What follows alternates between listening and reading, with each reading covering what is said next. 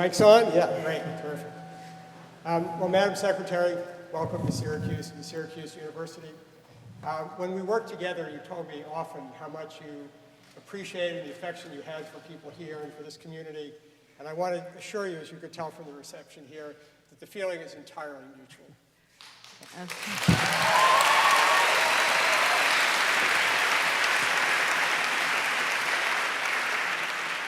On behalf of the Chancellor and all of us, welcome. It's a great chance to have you here. As you can tell how much excitement there is.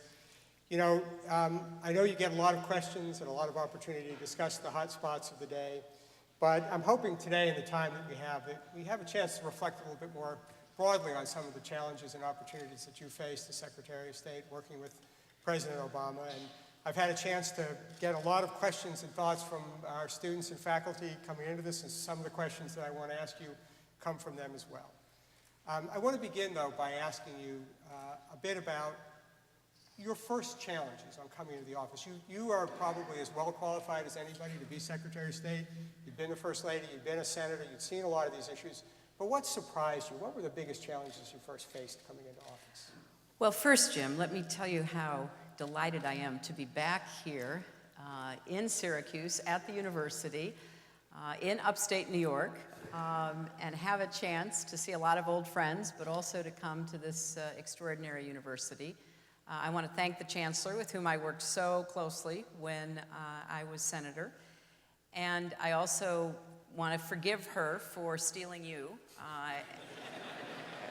You know, you were my deputy, and we were facing a lot of tough issues together, but certainly I could only say multitudinous positive things about coming to Syracuse and living here with, you know, such an extraordinary quality of life. And you and Sherry, who is now so ably also serving the university, are deeply missed at the State Department and in Washington, but I certainly have every reassurance and reason to believe that you are in the right place, and I had a chance to meet with your class before coming here, and I greatly enjoyed that. I think that trying to go back in time to January of 2009, if you remember the challenges that we were confronting, particularly the economic crisis, which had such severe impacts here at home, but also around the world, and had certainly affected the view that people around the world had of American leadership. So coming into the office, along with President Obama and the administration, I was surprised at how much work we needed to do to reestablish American leadership, to reassure people that the United States would get through the economic crisis, that we would continue to provide leadership on the full range of issues that affect us as well as the rest of the world. I hadn't fully grasped how nervous people were until I began traveling in February of '09 about what they could expect from us. Because even when leaders and societies criticize the United States, there's always, in my experience, a thread of concern about where we are and what we will do, and whether we can continue to represent the values that we've stood for and serve as an inspiration as well as a very strong presence. So what surprised me most, Jim, was how much work we had to do in those early months to reestablish American leadership around the world.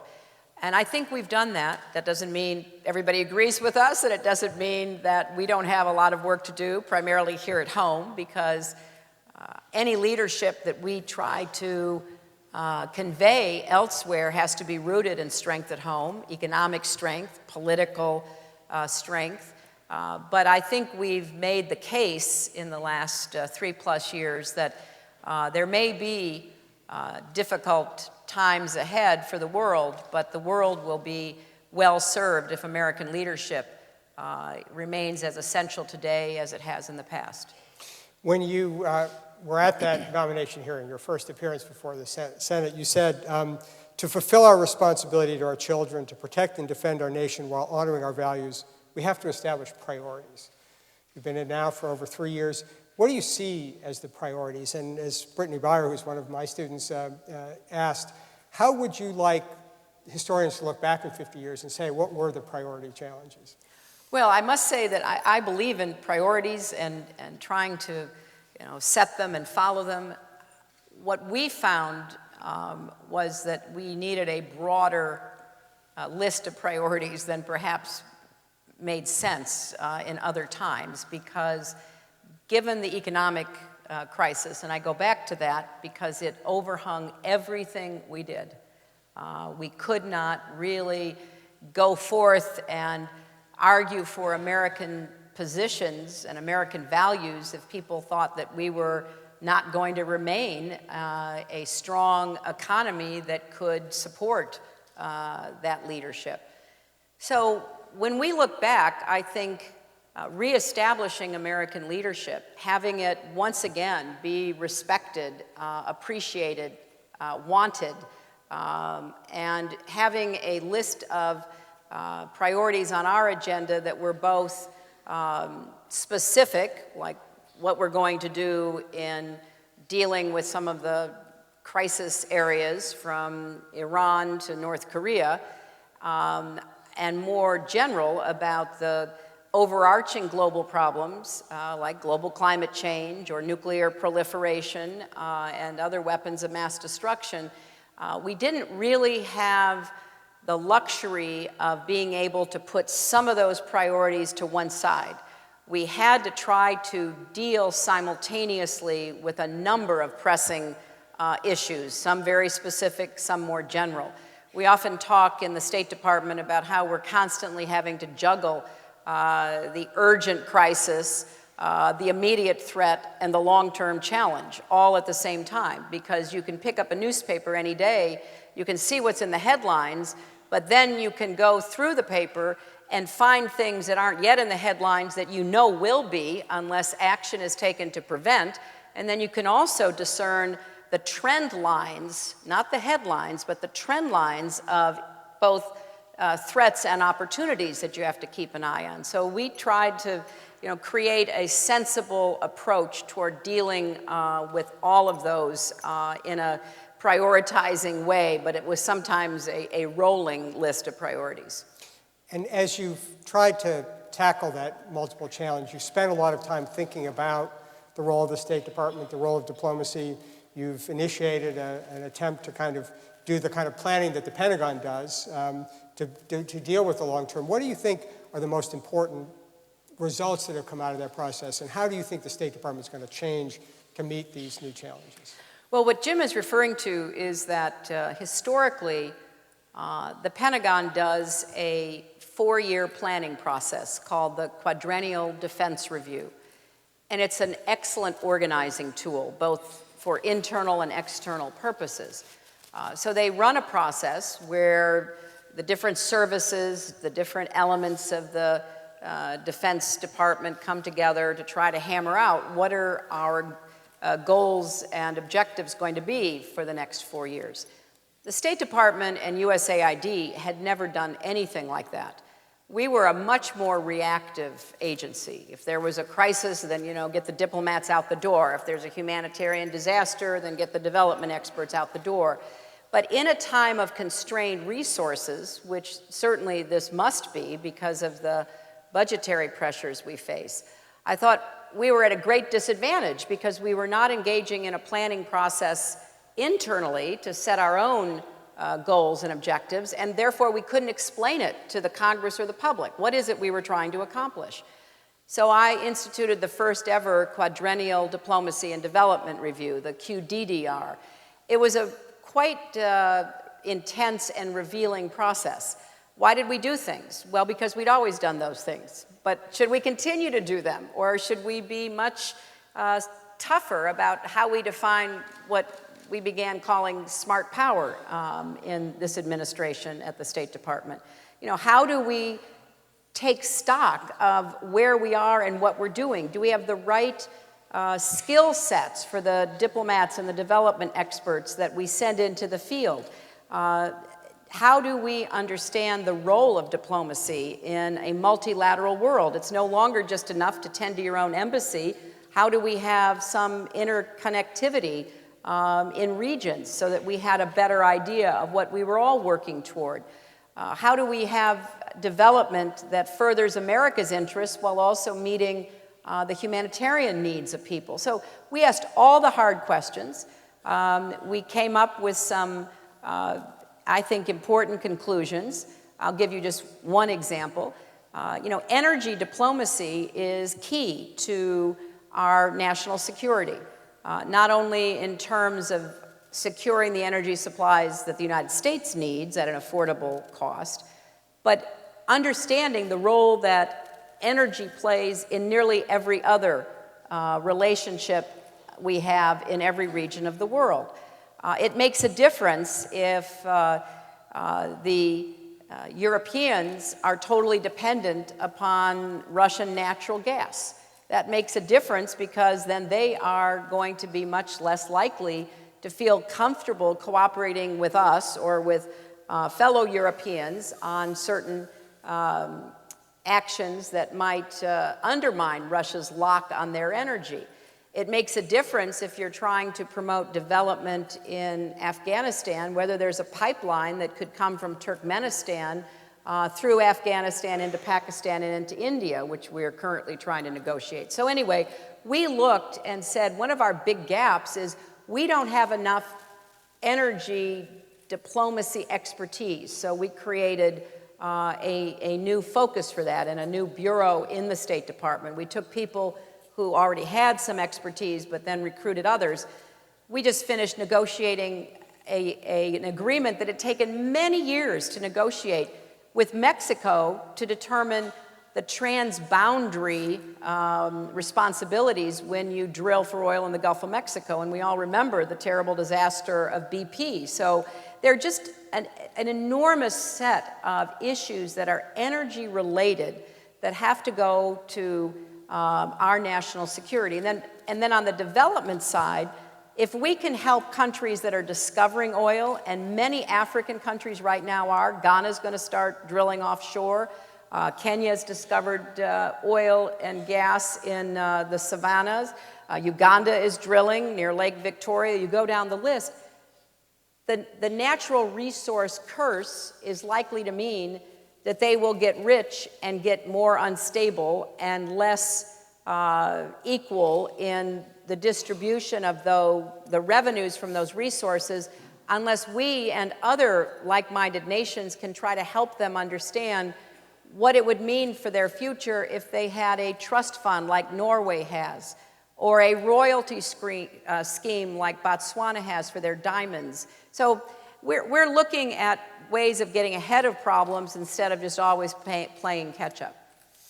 Staying on development for a second, you know, obviously there's a strong American humanitarian impulse, cares about the welfare of others, and yet a lot of skepticism about how effective development assistance can be, track record not as compelling as maybe one would like it to be, and even more, people look around, they look at our problems at home, deficits at home, our students worried about their future, jobs. How do you make the case, you know, that this is obviously good to do, but necessary to do, given all the other demands for our resources? Well, I think that we'll never get an argument from me that we have to pay a lot of attention to what we need to do here in our own country in order to get our economy producing good jobs again, giving people upward mobility, returning a sense of economic security. That is obviously priority one. The amount of money we spend on development is such a tiny, tiny piece of our federal budget, and it helps us in so many ways. When there is a humanitarian disaster, whether it's an earthquake in Haiti or a terrible mudslide and flood in the Philippines and so many others in between, The American people have historically been very generous in trying to help people respond to the humanitarian disasters around the world, and I think we will continue to do that. And it's a public-private partnership. It's public tax dollars and it's private contributions. And it really sets a high standard for everyone else because, remember, much of the rest of the world has no history of philanthropy. They have no history of the kind of humanitarian response that we have been known for. It's beginning to change. I want to see it change. I want to see the rising powers also contributing on humanitarian disaster relief, and we're beginning to see some of that.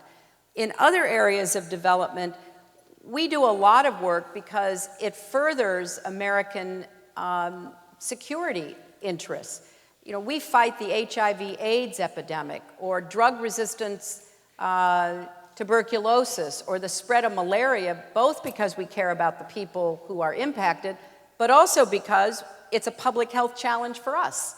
And so it's the kind of thinking that is both rooted in our moral obligation to help people in need, but also in a very hard-headed, clear-eyed analysis of what we need to do to get ahead of problems that may end up on our own doorstep. We fight battles for electoral fairness because we believe that people elected in a fair, free, transparent election are more likely to be allies of ours in many of the difficult challenges we face. So I think we do have to be smarter and more efficient to ensure that any dollar we spend that comes from us, the taxpayers of America, is well spent, is efficient, produces a result, and when it doesn't, stop doing what we have been doing and either don't do that or make it something you can justify here in the chapel or on Capitol Hill. But I think if you look, and you can go now, we've put all of our foreign aid on the website of USAID. You can go and look at every penny of foreign aid. And contrary to what a lot of people believe, we do not spend 10 or 15% of the federal budget on foreign aid.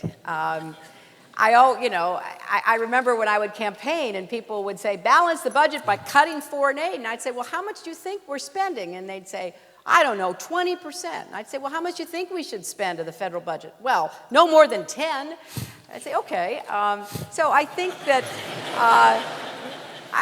that we have to disabuse people of some of the myths about foreign aid, but that doesn't mean we don't have a responsibility to ensure that every dollar we do spend is spent well and furthers our security, our interests, and/or our values. So the other D in the QDDR is democracy.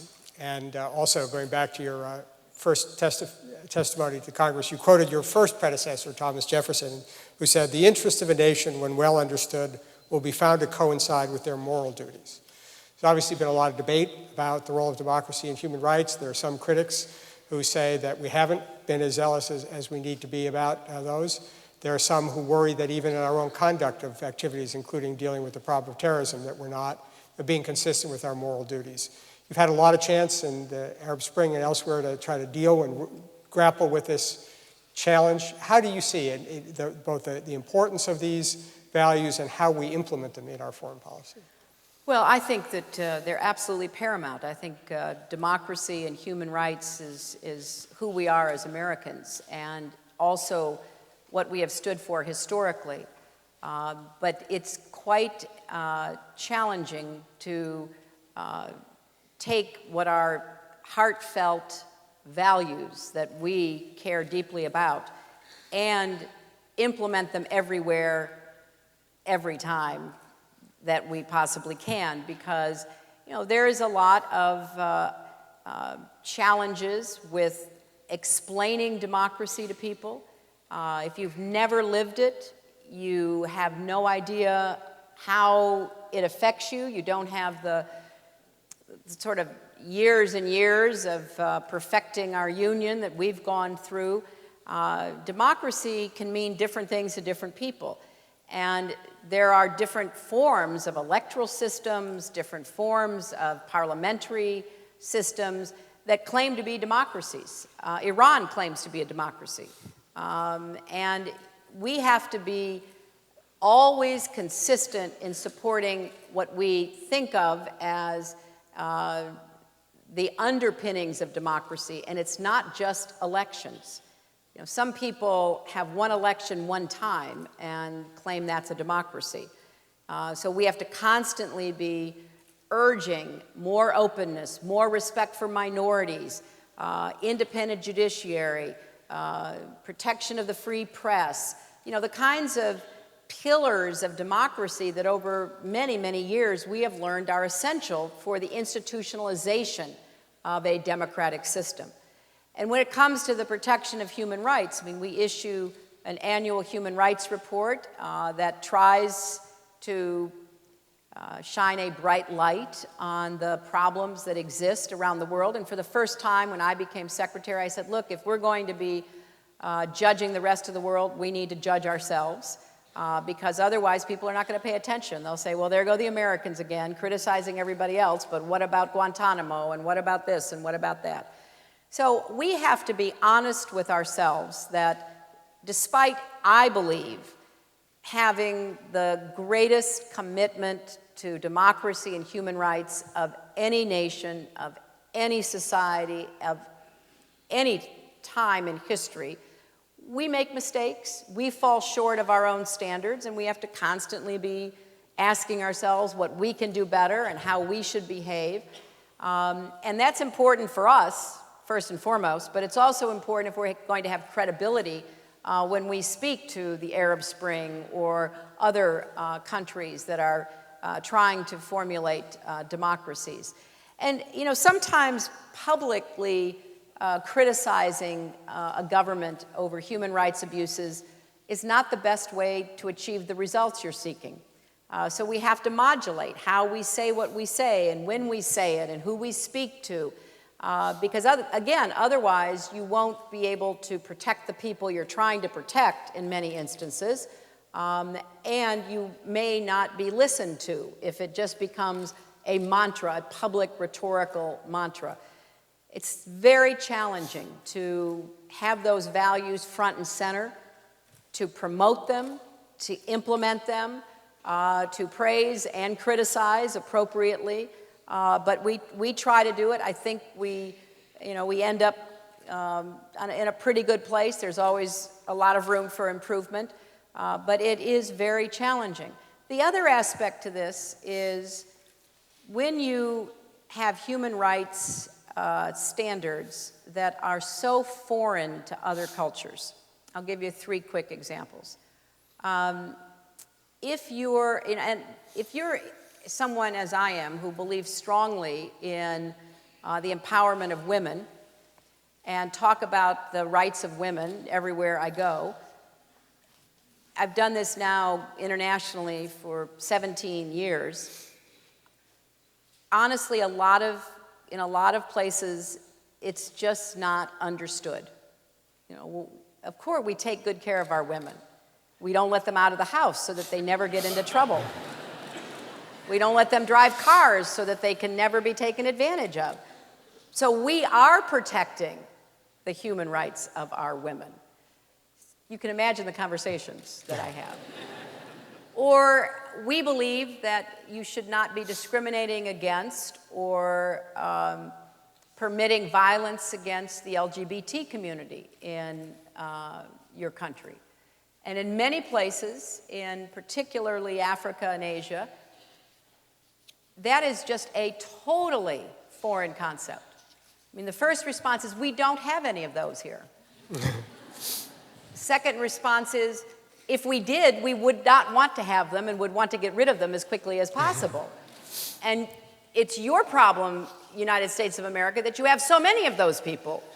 So don't come here and tell us to protect the rights of people we don't have or that we don't want. And so, I mean, I call leaders and I say, you know, you've got a legislator who's just introduced a bill that calls for the death penalty against LGBT people. That's really a terrible idea. Well, we don't have any of them. They've been imported from the West, and we don't need them. I said, well, all right. Let's start at something very basic. Why do you have to kill them? Well, maybe you're right about that. We won't impose the death penalty, but they may have to go to prison. Okay, that's the kind of discussion that you have when you're talking about human rights. And it's not that people get up in the morning and say, you know, I'm against human rights. It's that from where they come on women or LGBT or minority groups, you know, you say, no, you don't treat that minority group very well.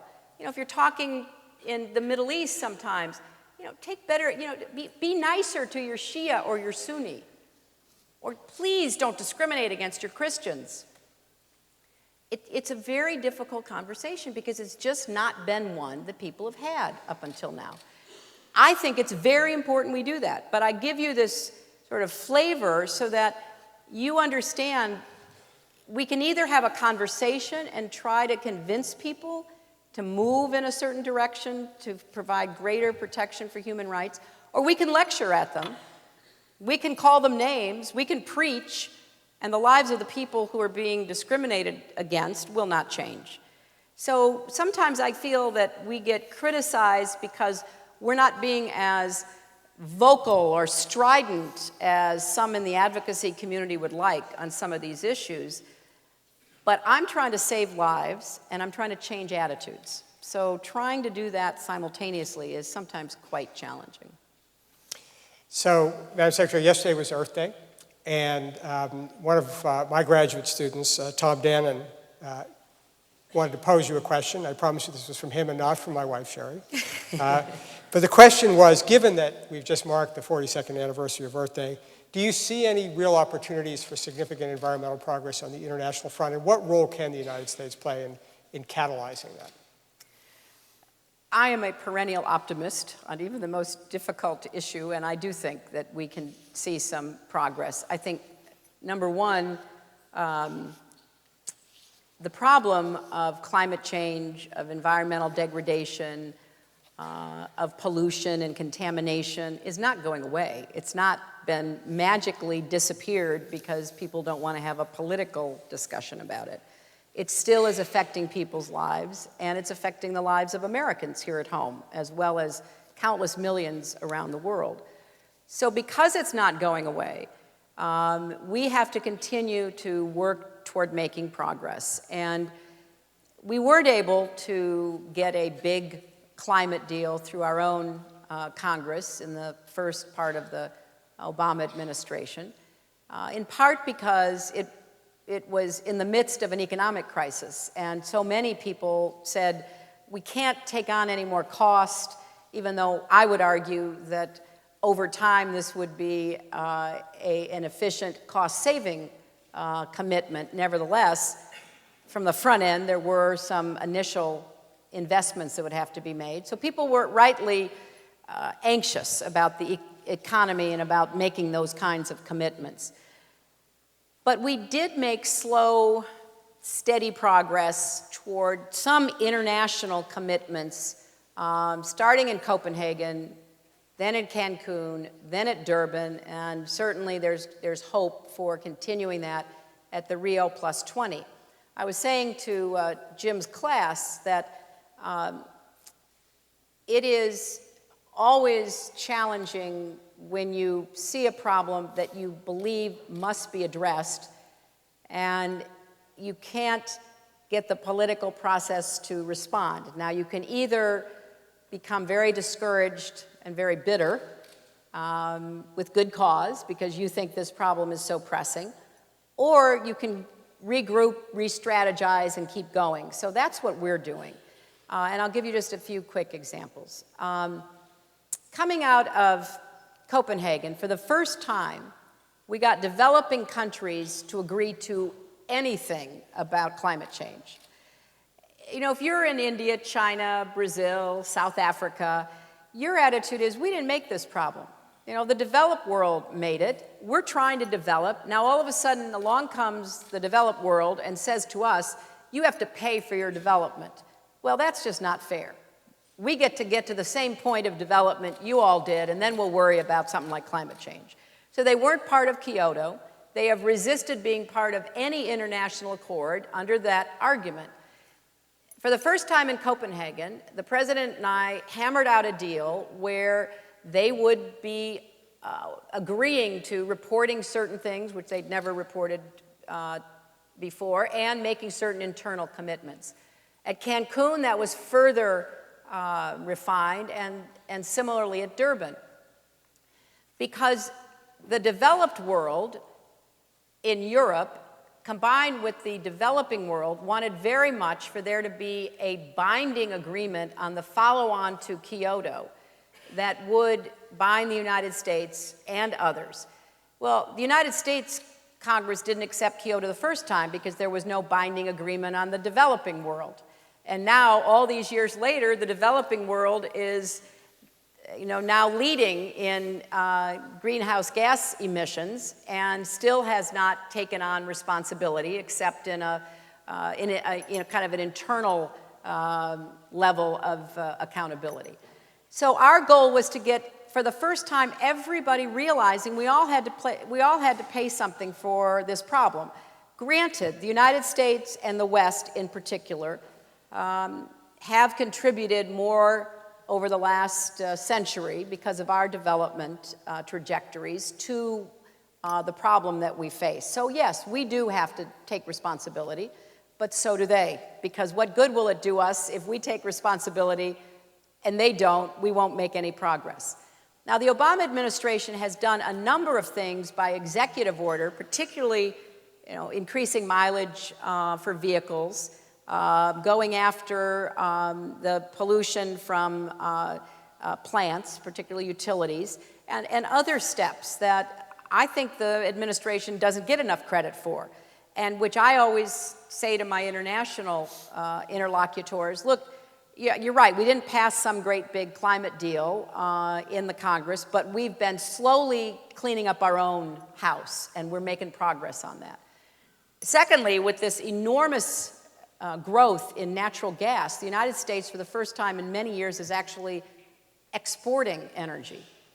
And we may find ourselves in a different energy mix, assuming we can deal with the environmental issues surrounding hydraulic fracking and other forms of fossil fuel extraction that are part of this calculus. We may find us in a better position to be able to go after, some of the major polluters and some of the major oil producers. And then I started a group of 6 nations. It's now grown, I think, to 10. We're just frustrated with the slow process of trying to deal with greenhouse gas emissions, in particular carbon dioxide. So we've formed a group, the Clean Air and Climate Coalition, to deal with non-carbon dioxide contributors, of which there is a lot: methane, black soot, et cetera. So we're trying to follow that model to come up with some specific proposals that we can implement. So we are moving. It's not as fast, and in the face of just a cascade of natural disasters, it seems like we're not keeping pace, but we are continuing to move forward. And at some point, the world will recognize that we do have to have international agreements that we will enforce in order to deal with what are significant climate changes that are going to impact us. It's not like we can build a wall around our country and say we'll keep out the effects of climate change, and just because we're not some small island nation in the Pacific that is going to sink in the next decade, we don't have to worry about it. We're already seeing those results. I said this morning, we've already moved villages on the Alaskan coast that used to be protected in the winter from a thick bed of ice that would freeze the water in front of these villages so that the storms would not hammer the villages and erode the land. And now the ice is neither there nor as thick. And so we're already doing things that mitigate against the effects of climate change. So it still is a big piece of global unfinished business that we're trying to make slow but steady progress on. So on issues like climate and democracy, these obviously have a big impact on global public opinion towards the United States. And when you and President Obama took office, one of your priorities was to try to influence global public opinion and try to restore America's reputation. How far do you think we've come? What are the challenges ahead? And in particular, how do you see the new media? And how are you using the new media to try to influence the great debate about the perceptions of the United States? Well, I think we've made progress, but it's a daily struggle to make sure that we are conveying accurate information about what we're doing. Now, if somebody disagrees with what we're doing, that's fair. But if they disagree with something we're not doing, and we're not even thinking, that's a problem. So we try to get ahead of the information flow, which is much harder today than it was 5 years, 10 years, 20 years ago. When I got to the State Department, we did no social media to speak of. We had very little even language-appropriate outreach on the media. I think there had been an attitude up until then that, there were certain set feelings in certain places. There were certain elements of the press that were going to be anti-American no matter what. So it really wasn't something we should worry about too much and not try to take on. But in the 24/7 media world that we're now in, with billions of information sites, because everybody with a cell phone or a computer can be a commentator, can be a contributor, can be an activist, we had to get more on parity with that, and we've worked very hard to do it. But it's tough, and I'll give you an example. Coming out of the Arab Spring, I thought we were not being quick enough in reacting to Arab public opinion, both pro and con, but particularly con, about us and the role we were or were not playing. A lot of conspiracy theories about what the United States was kind of doing, behind the curtain, which were not true. So I said, well, I want more of our Arabic speakers out there. And, one of the responses was, well, a lot of our best Arabic speakers are young. They're young Foreign Service officers. They're just getting started. If they make a mistake on the media, it could ruin their career. I said, well, I've made more mistakes than I can count. And at some point, we have to be more willing to take some risks, because we can't sit around and take 48 hours to respond to a story that is breaking, on a blog or Twitter somewhere. We have to get into the mix. Will we make mistakes? Will young, people in their 20s and 30s, yeah, just like people in their 50s and 60s, will make mistakes. But we have to be in the flow of the moment. So, we began to change that. I mean, the resistance or reluctance was totally understandable, because, if somebody gets out and says something that has an unfortunate effect, or they stumble when they're talking or whatever, that's a problem. But the alternative, which is to be so worried about saying anything, is absolutely unacceptable in today's world. So we are out there every day. We are, we do a lot of both formal and informal media work. I've done internet chats with Egyptians and Iranians that would be, simultaneously translated into Arabic or Farsi. We've really tried to get out there to make the case that, we're not asking people around the world to agree with everything we do. We don't agree with any other nation. We have our own interests. We are pursuing those. Let's not kid ourselves or anybody else about it. But the United States is standing ready to assist those who want a true democratic transformation. We believe in that. So I think we're improving dramatically. We still have a ways to go, which is why I hope some of you will think about the Foreign Service for a career, because we need you. You led right into my next question, which is, as you know well, and you can spend time on a campus, there's a tremendous commitment to public service among young people. But there's also, I think, a reluctance, especially about federal government and politics, a sense that it's hard to get ahead, you don't get a lot of respect. what can be done, and what would you say to young people who are thinking about that, seeing other choices in their life as to why they should take on the slings and arrows that go with the kind of career that you've pursued? Well, first of all, I know how publicly service-minded young people are today. I see it, I hear it, and I'm very pleased about that. And I also recognize what Jim is talking about, which is, you know, a certain level of skepticism about government and politics. I think skepticism is part of the American DNA, so I'm not sure that's all new. I came of age during the Vietnam War, and there was a lot of skepticism, so you're in a good tradition of American skeptics. But at the end of the day, we have an enormous obligation to participate in and to invest in our country. I mean, it is such an honor for me to travel around the world as your representative and speak on behalf of the United States of America. And government service can be so rewarding and can make a great contribution. Obviously, over the course of many years, I've known people who have made that commitment. And I work with some of the best and smartest people I've ever worked with at the State Department and USAID, who really make a difference in the lives of Americans and in the lives of people around the world. So our government's not perfect. Human beings aren't perfect. There is no such thing. But certainly, it is a worthy and an incredibly rewarding enterprise to be part of government service. So be skeptical, but don't be cynical. And if you have any interest in pursuing that, whether it's at the local, county, state, national level, I hope you will.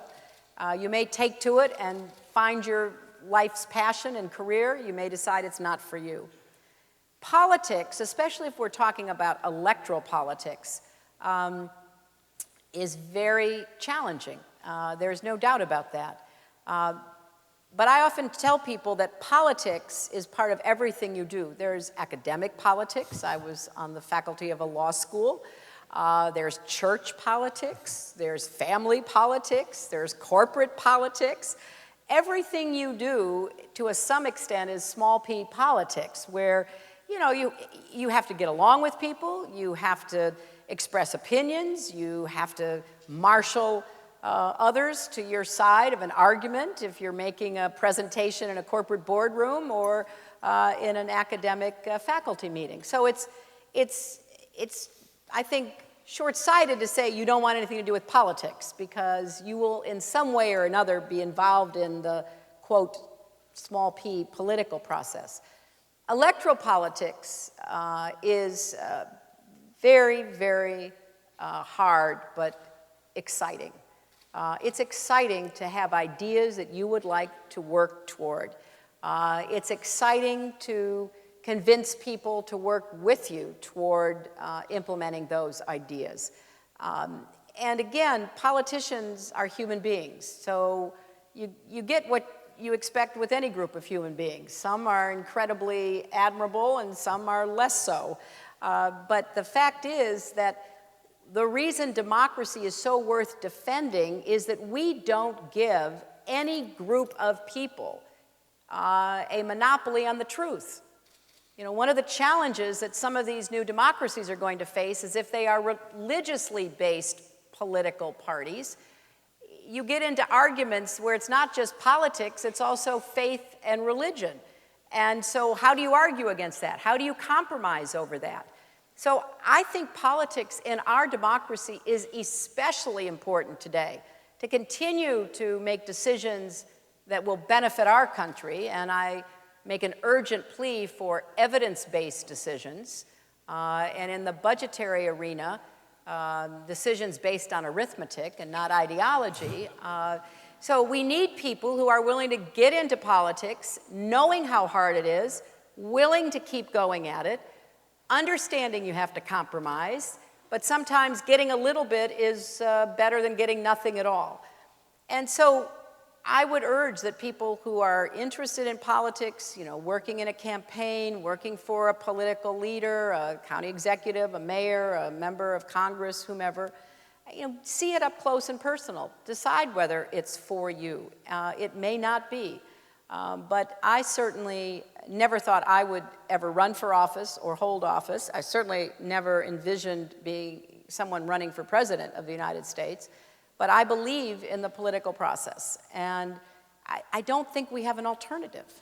I mean, we can cede decision-making to people you may not agree with, but you're not willing to get out there and argue against them because you know what? They may attack you. They may say terrible things about you. And it may not just be that one person, it may be legions of people across the cyberspace world. So you have to be willing to enter into the political fray. But I think we need you more than ever. So I commend public service, whether it's in a not-for-profit, NGO, the faith community, government service, politics, because we really need to keep replenishing the energy and the ideas and the idealism of the next generation involved in our politics. And we also need more citizens who take politics seriously. I mean, we can disagree on what we should do on climate change, and that's totally fair game. We may not want to make the investment because we have other priorities. But let's not disagree about the science. We can disagree about what to do about the deficit or the debt, but let's not pretend you can keep cutting taxes and end our deficit and debt. I mean, so let's have an evidence-based discussion.